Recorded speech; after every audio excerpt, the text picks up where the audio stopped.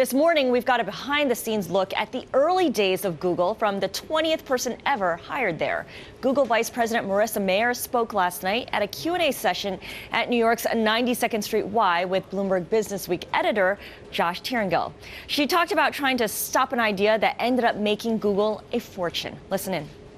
The ads and email story is actually a really embarrassing story for me in terms of how I almost blocked a multi-billion-dollar business. I remember walking out the door, we had this little glass panel. As I walked out, I leaned back and I said, "So Paul, we agreed we're not going to explore that ads idea right now, right?"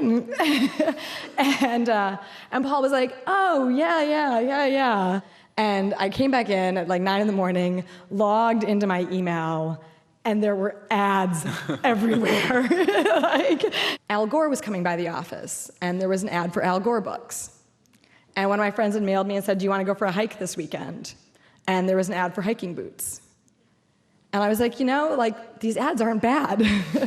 They're at least relevant, if not useful. And so by 10:30, I decided I wasn't going to call Paul. And Larry and Sergey came in, and then this interesting thing happened and it's sort of interesting in terms of history because people get confused, is we were building Gmail, and I do think that whether or not targeting ads at email is still an open question, it's still an open issue of debate between Paul and I. I mean, that's how we do it.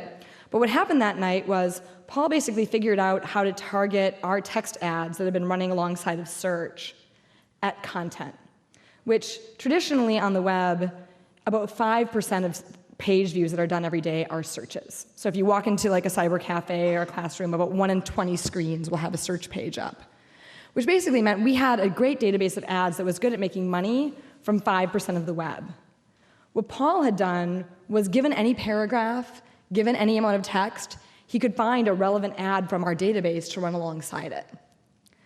And so it basically was a way of taking our ads database and saying, we're not just going to put these ads on Google search, we're going to put these ads out on the web. So today when you see those blocks of textual ads that say ads by Google on the bottom, that's something called ADSENSE. And it was actually born that night. And it, in truth, is actually much more successful than even ads inside of Gmail were. Because Larry and Sergey said, wow, this is amazing. Let's rip this out of Gmail. Just let people run this on whatever pages they have on the web, which meant that bloggers could suddenly quit their job and blog full time because they could make money from it. And people would, like about.com, were like, we can put even more content online because we can make money from it. And so, we launched AdSense, which I think last year was somewhere in the $5 to $7 billion revenue range.